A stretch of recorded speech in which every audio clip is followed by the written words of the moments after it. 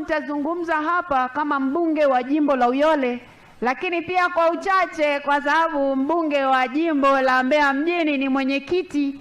Kwa hivyo mimi nitamsemea na yeye, maana atakaposimama hapa atasimama kama mwenyekiti wa Chama cha Mapinduzi mkoa wa Mbeya. Kwa hivyo nitaomba zile dakika zangu 2 na 2 zake nipewe kabisa, ili nisije nikaanza kuambiwa hapa mbele muda umekwisha. Mheshimiwa Waziri Mkuu, sisi wana Mbeya mjini, sisi wana Uyole tunazo shukurani nyingi kwa ajili ya mambo makubwa mazuri yaliyofanyika hapa kwetu Mbeya. Lakini leo ziara yako hii ilikuwa maalum, na nianze na hilo jambo ulilokuja kulifanya kwetu ambalo ni maalum kabisa.